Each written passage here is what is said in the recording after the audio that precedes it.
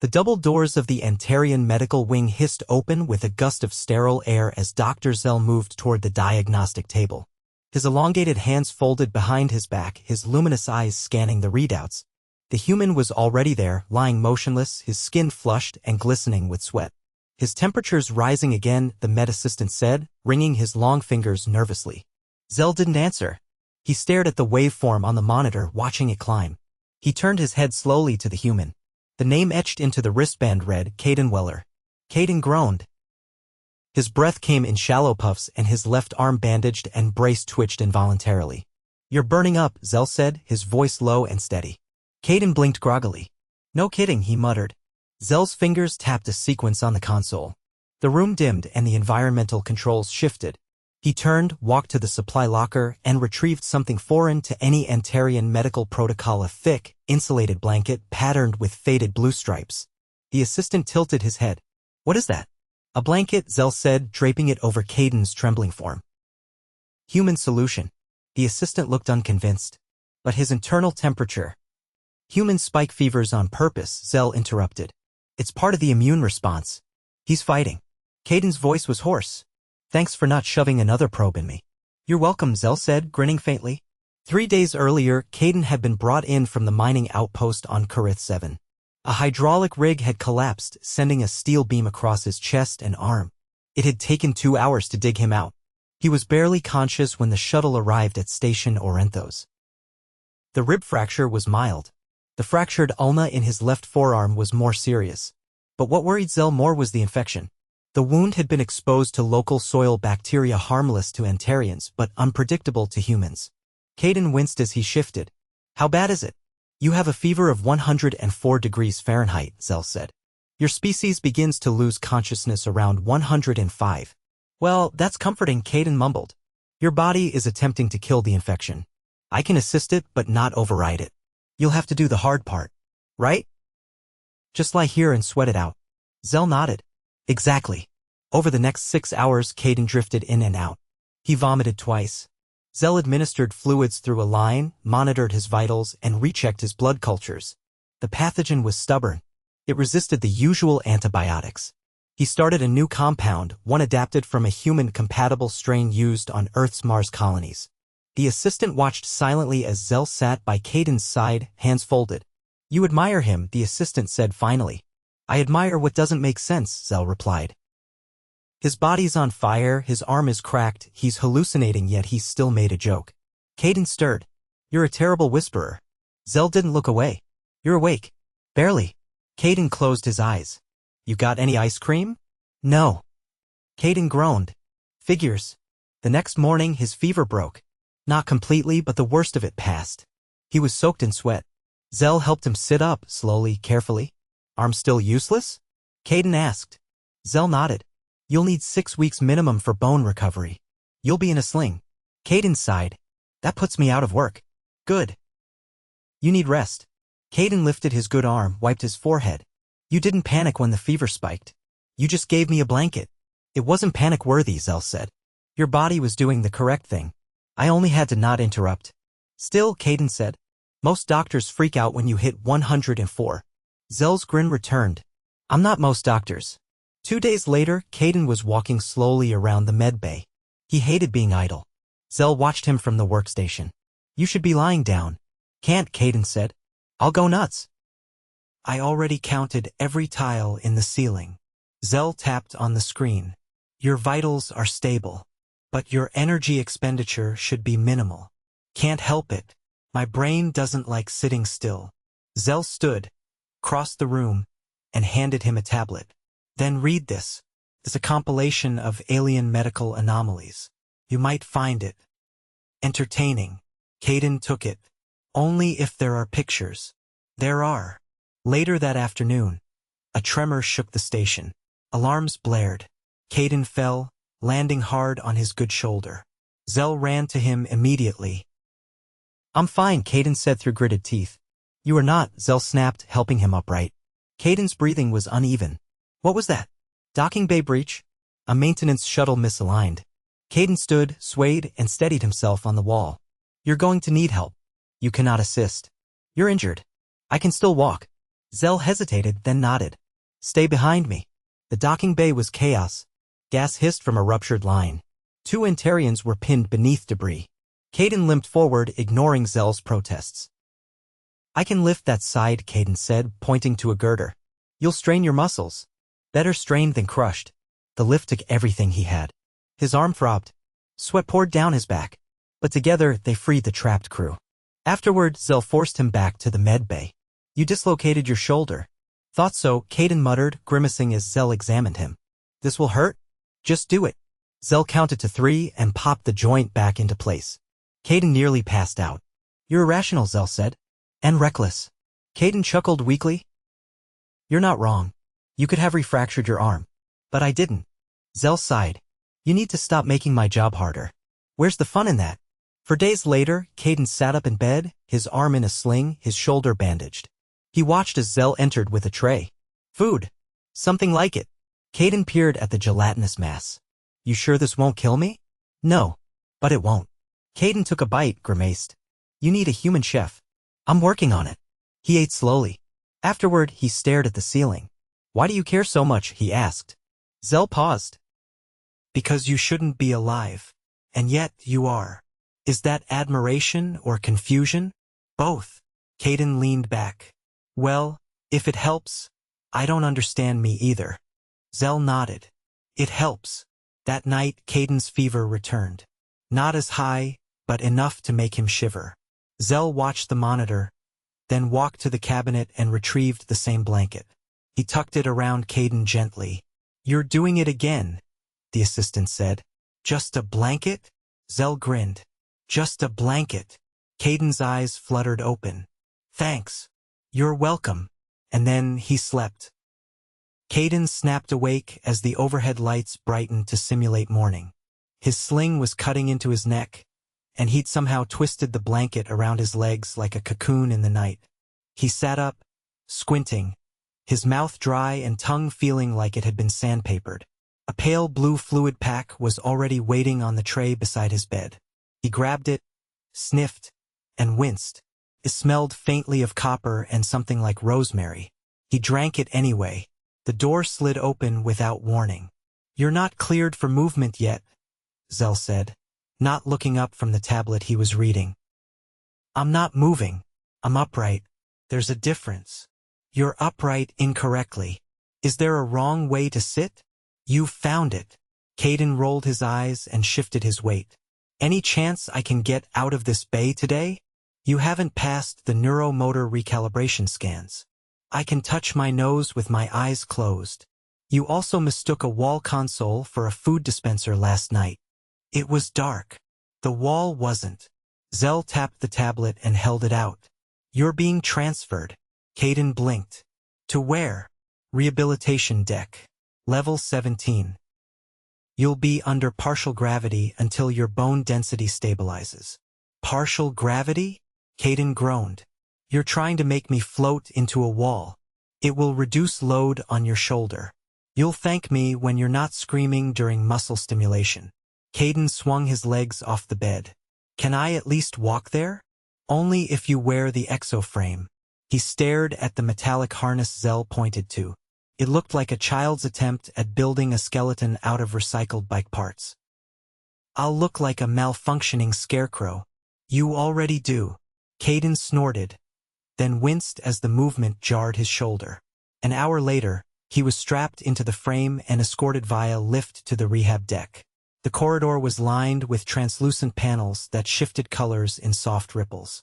The floor under partial gravity felt like walking through a dream, each step slow and deliberate, with a hint of bounce that made balance precarious. Inside the rehab chamber, an alien with a square-shaped torso and jointless arms turned from a console. You must be the human, it said, its voice like gravel in a blender. Caden raised an eyebrow. You must be the therapist. I am Gyrek. You will perform calibrated movement sets. If you deviate, the system will alert me. Great. A tattling wall. Gyrek did not respond. It handed him a set of weighted spheres. Begin with lateral raises. Caden lifted both arms. The right one moved easily. The left screamed in protest. That's not happening, he hissed through clenched teeth. Then attempted again. Caden tried. The frame offered support, but the pain was sharp and unyielding. He let the spheres drop. Feels like a knife in my shoulder, Caden muttered. Pain is feedback, not an obstacle. I respectfully disagree. Gyrek stepped forward, adjusted the frame's tension, and handed the spheres back. Try again. Use breath compression. Humans exhale on exertion. Caden inhaled, raised the spheres slowly while exhaling, and this time the pain was duller, more manageable. Better, Gyrek said. Repeat 10 times. By the 6th repetition, sweat dripped from his chin. He finished the 10th with a grunt and dropped the spheres with a loud thud. Next set, Gyrek began. Gimme 60 seconds. Or I'll pass out and you'll have to haul me to the infirmary. You have 45. By the end of the session, Caden's shirt was soaked, his arm was trembling, and his legs felt like jelly. He sat on the cool floor, leaning back against the wall. You will return tomorrow, Gyrek said. Looking forward to it, Caden muttered. Later that evening, Xell entered the med bay to find Caden sprawled across the diagnostics bench, a makeshift pillow under his head and the exoframe discarded on the floor. You were supposed to return to your quarters. I couldn't find them. Everything's labeled in squiggles. Xell sighed. That's Antarian script. Well, my translator's been glitchy since yesterday. It told me the lift was a gravitational coffin. I decided not to risk it. Xell examined the translator node behind Caden's ear. You received bruising from the shoulder relocation. The swelling may be interfering with the neural interface. Sounds right. I've been hearing your name as Eggshell all day. I'll recalibrate it. Xell adjusted the settings, murmuring as he worked. After a moment, the translator pinged softly. Say something. Your skin smells like antiseptic and mild disappointment. Excellent. It's working. Caden grinned and eased off the bench. You ever treat a patient who cracked jokes through a dislocation and then fell asleep on your table? Yes. You. Lucky you. 2 days later, the translator failed entirely during a group rehab session. Caden sat among 3 other patients, 2 of whom were some kind of gelatinous species that communicated via vibration pulses. The third was a lanky creature with 6 elbows. The therapist, not Gyrek this time, gave instructions in a language Caden couldn't follow. His translator translated the directive as, begin the ritual of skyfish. He looked around. The others were raising their limbs in what looked like synchronized flailing. All right, Caden muttered. Skyfish it is. He mimicked the movement. Unfortunately, he overextended his recovering arm and toppled sideways into one of the gelatinous beings, which responded by gurgling and emitting a cloud of lavender vapor. The therapist rushed over while the others backed away. I think I offended the jelly, Caden said, coughing. The translator rebooted mid-sentence. Should not touch the sensitive membranes. They release defense spores. Noted. That night, Xell found him in the observation deck, his arm strapped and his shoulder wrapped in a cooling band. He held a warm drink in his good hand and was watching the distant glow of a blue nebula. I take it today did not go well. I may have caused a diplomatic incident with a blob. Xell sat beside him. You'll be pleased to know the gelatinous species considers physical contact a sign of high regard. You're now legally its friend. Caden laughed, shook his head. I've been here less than 2 weeks and already made a friend, offended a wall, and almost passed out in rehab. You're ahead of schedule. Caden sipped his drink quietly. I've been trying not to think about the rig collapse. That's not uncommon. I keep remembering the sound. Metal tearing. Then silence. Then the pressure on my chest like I was trying to breathe through a mattress. Xell waited. I thought I was a goner. But I didn't panic. Just counted until the pain blurred. You were conscious the entire time? Most of it. Xell studied him. That explains the fiber scarring. Your adrenaline response prolonged oxygenation. Is that impressive or dangerous? Both. Caden leaned back in the chair. You know, I never thought I'd end up in space. I was supposed to be a mechanic. Then one contract turned into another. Then I was fixing extractors on a frozen rock while listening to Earth music on a busted headset. You still have the headset? Yeah. Doesn't work, but I keep it. Xell was quiet for a moment, then said you adapted to conditions that should have overwhelmed your physiology. Is that your way of saying I'm stubborn? Yes. And physiologically confusing. Caden chuckled. Well, at least I'm consistent. They watched the nebula for a while longer, the silence comfortable. Then Caden turned. What's the weirdest thing you've seen a patient survive? Xell smiled faintly. A human who tried to fix a plasma conduit with chewing gum and lived. Caden blinked. That wasn't me. No. But it was someone like you. Remind me to never chew gum again. I would, but I doubt you'd listen. You're starting to sound like my sister. Is she also a doctor? Lawyer. Way worse. Xell stood. You'll be cleared for full gravity testing in 3 days. I'll try not to offend any more blobs. No promises? None. Xell left and Caden remained on the deck watching stars that never blinked, wondering what else might try to kill him before he got back to work. And whether he'd get to fix anything other than himself. By the end of his second week on the rehab deck, Caden had memorized the timing of the artificial light cycles, the sound of the nutrient dispensers reloading, and the precise angle at which to lean to avoid the low-hanging conduit near the corridor junction. His shoulder was still stiff, but he could lift his arm halfway without triggering a pain response. The sling was gone. The exo-frame had been dismantled and returned to inventory, though he kept one of the joint couplers as a paperweight. It made a satisfying clunk when dropped. That morning, he entered the diagnostic suite without being summoned. I'm not here to complain, he said, holding up both arms. Just here to prove I can pass the full range test. Xell didn't look up from the console. You're early. I figured if I showed up before anyone could stop me, no one could stop me. You're assuming you'll pass. I'm betting I will. Xell gestured toward the scan platform. Then lie down. Arms at your sides. Try not to twitch when the bone density pulse starts. Caden stretched out on the platform, staring at the ceiling. The scanner hummed, and a soft ripple passed through his limbs like static rolling under his skin. You've recovered mineral density faster than expected, Xell said. But your scapular alignment is still uneven. I've been sleeping on my right side too much. That's not the cause. Then I'm blaming the weird pillow in the rehab dormitory. Xell tapped on the results.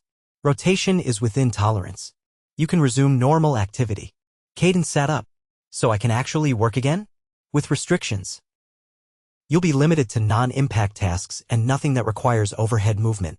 I can fix conduit panels and recalibrate pressure seals without lifting my arms above my shoulders. That basically describes my entire job. Xell handed him a clearance tag. This expires in 5 days. If you aggravate your shoulder again, I'm revoking it. I'll be careful. History suggests otherwise. Caden grinned and left before Xell could think of another stipulation. By midday, he'd already reported to the maintenance hub. The station's lead technician, a squat, insectoid creature named Varric, stared at him with one of its 6 eyes twitching. I heard you tried to rewire a panel with a broken arm. I didn't try. I did. And it only caught fire once. Varric handed him a work roster. You've been reassigned to inspection detail until your skeleton stops acting like it's made of pudding. Sounds luxurious.